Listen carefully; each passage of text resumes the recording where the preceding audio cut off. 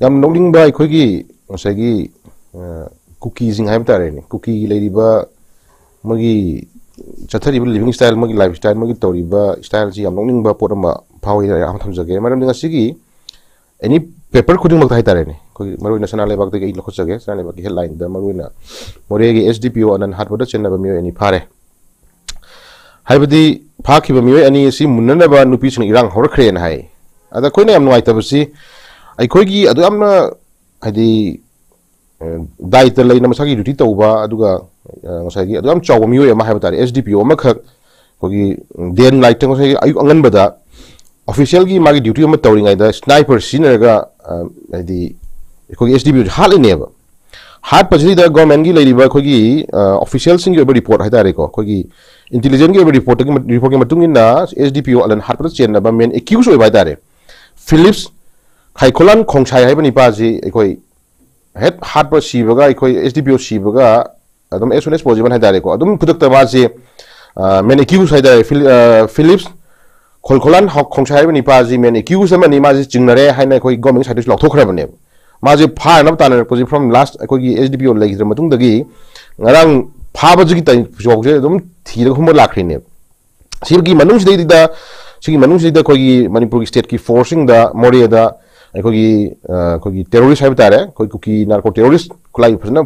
chana paiba adum cookie militant jing na akan mong de ambush tor ki bori mayam lehere khoi dako hanjan hanjan kogi praja sing da ot nai badagi ngasi maite gi yum mayam mai thado lakhiba adagi sipai sing da ngasi ot nai da ngasi noi ka ko attack to ko mayam khoi legre masi logi ba mi ngus lang lakhini ko hajukti yamna haisingba government gi adum mayam haisingba adagi kogi section thorang hai tare adun maram kan da sang na khogi SDPO halaga lot ki mirot hai tare ne dugum ni pasi phama game ma phama tanda ma ga muk ko accuse oina khogi yamna mai leina ba miyo yam hai tare ke monsang village gi chipsu oiriba chip ne hai ko chipsu oi hai hel kolan mati hai ni pasi mo phare mo je phama tanda amuke na ibudi mo je phama tanda amuke na ibudi makoi ani phama tanda moi da ki kedawre nongoi pistol na ma yawe including two bullets nongoi maru ani magalona na adagi Chinese hand grenade ama sidai da press report tawri sibu hatare ko adagi kogi AK bullet kogi automatic rifle hatare AK gi maru bullet tara ko na su yawri adagi hin doctor na muksu ka dawre kogi fuse ko kogi with 10 detonator ju yawri recover tawri mo di phama tamda ado mo di phama tamda sidai press report ki matungina koi commando sing sina normal duty chan matamda khanghodana mu commando gi lariba kogi bulletproof gari nataga moi chali petroleum du no capsule na hai maru tansan matam da khau da yum am da lot lagi badagi yum du lekai du koshela tham matung da hajugi hairi ba miwe ni pha bane sidagi nang ngai di mo ni with arm with khulai ko na phare adugi matak suspected haidi koina government na kogi SDPO ma hat pa matam da chenaba adugi mo suspected member sing du kuina tana la ko mi sing du adugi miyo sing ba pharis aduga sidi kai dawrage bu magi civilian nupi mi am thola kanda ani je phaba yaroi thadok ko domni an condition yaw thadok ko domni gai lakhong to hore e hori ko sagi area sida nei khoina nga sagi lo je khoina madu kalai phawa mayak kali or kandi cham dang khanga ne ba ko ai khogi SDPO hatma tamda sagi sniper na ka hat khri ne ba sniper ji kam tamda sina gadagi haiba se khoi war tamda khoi sina pot ma ne ba ko adi sniper ma sina ga khogi leiri ba officer ma hat pai si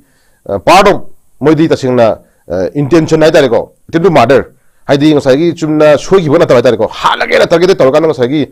cham chana mi do hat ya de haibagi mo ma tor hat khrabane adugum ba hat pele senari men accuse yoti government kari action lakho kadagi lakho idagi haidala ani point khre ko aduga sugumba senaba miror oina leiba matam khra miror leiba ni pa singa sai kar do yogi to khabar na su yaw bani khogi ipai pugi poroda khogi huran bagi tarani ma pugi no ma ga haiba mohi man ba mo haidare ko ai khogi Manipur police ki di khoi sida yawre kano da hilan pauda lamen tu hemna ku kisingi tarani lo san hal liba police ki na no ma haisi asi ashramam da di khoi maite gi da kan koi huram bagi tarani mapugi no ma hai to ne moina lot khiba matam se lot khama tu ngasi di mapugi khuta ta bane moi taris ai taris lo se kya ngam kan gi hai ba cham ta khoi khangani yengani naina rani simako aduga ai khoi na muk hajuki lai bani pa si khoi na kai na ngai bani pa si kan hoita ka di ma sa si Assam rifle da khoi matam khoi khoi thok tarom mi hai solising ma pan mawra ma pan hai ta 1999 da ma se tara mari shuba Assam regiment ta thok tarom mi hai ma ki army number है army number ना 4367423 ने high माने 20 कुमजा 2018 दा माजे retire fungi है pension fungi है माजे अदुगुम्बा खोना हाइडिंग दा अदुगुम्बा यामना ngसागी आर्मी की थाकता असम राइफल की थाकता मतम सांगना थबक तौरम मतुंगदा ngसागी अमु हंजलागा हजगी मोरे की लेबा यूथ क्लब से प्रेसिडेंट पुदना अदगी मोरे कुकी वॉलंटियर कनो अदुगी मगी एग्जीक्यूटिव मेंबर ओइदना खोतना अदगी से कुकी एलपी की एग्जीक्यूटिव मेंबर ओइरी जो हाइरी मयाम सिदे पल्ले सिगुम मयाम हाइबदी आर्मी दा मतम खरा थबक तौरुरे असम राइफल दा हंजले हजिकता हंजलाका ना मैतै दा अमु Kuki terrorist Kuki narco terrorist कंबु सिंगा ngasi di मैतै सी मोरे दा लेबा सिविलियन प्रजा सिंगजी मयु मेकै मै थादना मी हातना बिचम प्रजा हातना खन तानथोरे अमु मैं कुकी को डिमांड निको लाइसे मसीदा अचुगुम मियो म चेनर इने बजिसे अइ तारगदी हजिक मागा अमुक चेनर फारिब निपाजिसु के मोसांग विलेज की चिप ओइबनि हाय हेलकोलन माइती हाय निपाजे सिजु अमुक विलेज दुगी चिप ने फगल आइसे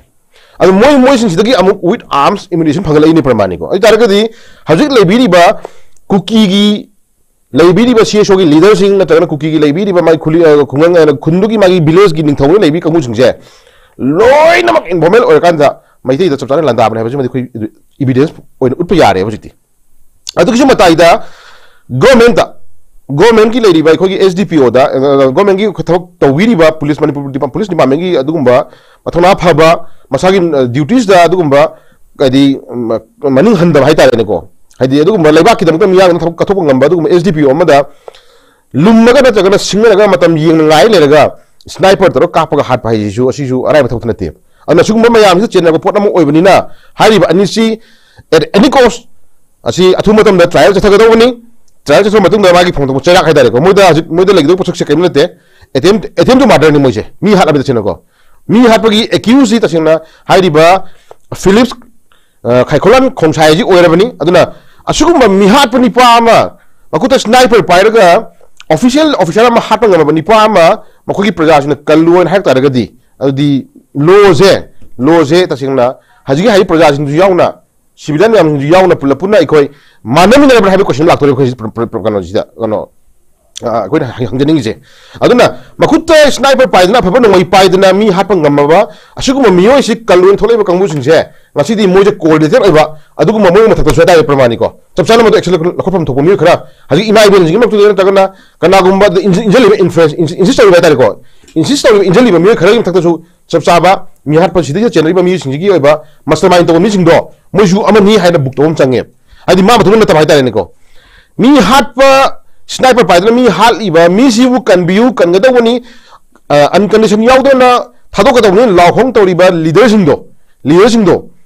अदुगो मिसिंग मक्ता कना कना खंगदो मतुंगदा कना कना मनिंगदगी इल्ली कना कना यावगी जे खलकांदा मदो अपुनबगी ओइना फारा खोय बुक्तों चंगे हजि अदुगुंबा हजुसी याम नगाय तबमना हजि मोरे पुलिस स्टेशन की लेबिदीबा पुलिस की लेरिबा मफमदु मदुदैदा एयर फोर्स थाजन बियु चपचाना मोद एक्शन लखपियु अदु हाइबा मियो अनिसे इम्फाल दा याम थुना पुबिरा मतुंगदा चपचाबगी मथकता ट्रायल चथना एसडीपीओ अनन हाट खिबगी वेन जे लो ले हेबे जे ngasi di manipur gi मियाम दं खंगन बियु हाबसे मा याहन बगाम थमजगे